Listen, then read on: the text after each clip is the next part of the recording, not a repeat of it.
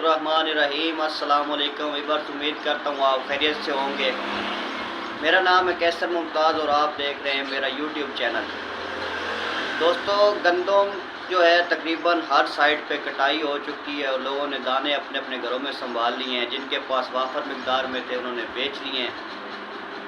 अब मसला ये दरपेश आ रहा है कि गंदम तो कटाई हो गई है, लेकिन अब गंदम के बाद काश्त क्या किया जाए जिससे ज़्यादा मुनाफा हासिल हो।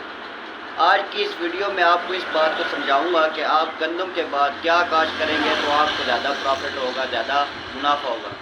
इस वीडियो में हम दो चीज़ों के हवाले से बात करेंगे। एक तो जंतर की बात करेंगे और दूसरा हम बात करेंगे कि हाइब्रिड बाजरा। ये दोनों फसलें ऐसी हैं जो गंदम के बाद काश्त होती हैं। अब इनमें से किस फसल पर काश्त पर ज़्यादा मुनाफा हासिल होगा, तो हम एक एक करके दोनों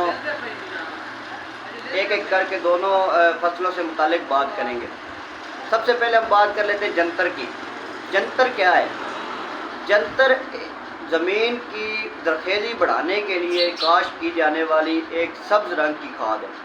ठीक है, अगर आप गंदम के बाद अपनी ज़मीन में जंतर काश्त करते हैं, इस दफ़ा जंतर काश्त करने से आपको एक फ़ायदा ये भी होगा कि आगे कुर्बानी के दिन नज़दीक आ रहे हैं, तो उस दौरान जंतर जब 40, 45, 50 दिन की हो जाती है तो उस दौरान ये जानवरों को खिलाने के लिए भी इस्तेमाल हो जाती है। इस बार जंतर काश्त करने के आपको एक फ़ायदा तो ये होगा। दूसरा फ़ायदा ये होता है, अगर आप जानवरों के लिए उस जंतर को इस्तेमाल नहीं करते हैं, आप ज़मीन की तैयारी के लिए इस्तेमाल कर लेते हैं। मतलब आप जब जंतर आपकी 40 से 45, 50 दिन की हो जाती है, आप ज़मीन के अंदर इन्वेस्ट कर देते हैं और एक बोरी यूरिया साथ डाल देते हैं, तो वो ज़मीन के लिए एज अ खाद काम करती है और ज़मीन की जरखेज़ी बढ़ा देती है।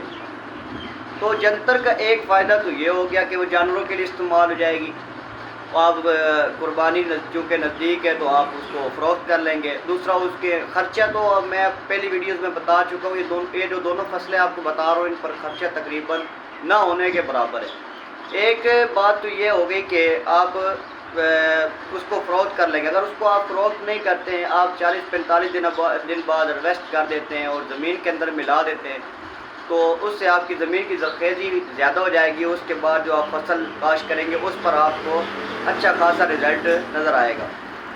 अब बात कर लेते हैं बाजरे से मुतालिक। बाजरे की फसल अगर आप काश्त करते हैं तो उस पर भी कोई ख़ास खर्चा देखने को नहीं आता है। आधी बोरी, एक बोरी DAP से भी काम चल जाता है और ऊपर आधी बोरी, एक बोरी यूरिया डाल दें तो बाजरे की फसल पक कर तैयार हो जाती है।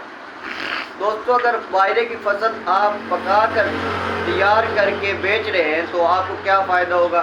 फ़ायदा ये होगा कि इस टाइम मौजूदा सूरत हाल में अगर बात की जाए बाजरे से मुतालिक, तो तकरीबन 2800-2900 रुपये मन फ़ी मन जो है वो प्राइस है बाजरे की। अगर आप बाजरे की फसल पर जो स्प्रे है वो तो तकरीबन दोनों फसलों पर ना होने के बराबर है। अगर आप बाजरे की फसल पर थोड़ी सी मेहनत कर लेते हैं, एक दो पानी जो देने वो आपने टाइम पर दे लेते हैं, तो आप फ़ी मन 30 से 35-40 मन पैदावार हासिल कर लेते हैं। अगर वो अभी इस टाइम मौजूदा सूरत हाल में 2800 रुपये बाजरे का रेट है, जो नया बाजरा आएगा उसकी अगर हम बात करें तो तकरीबन मेरे अंदाजे के मुताबिक वो 2500-2700 से अबव ही रहेगा।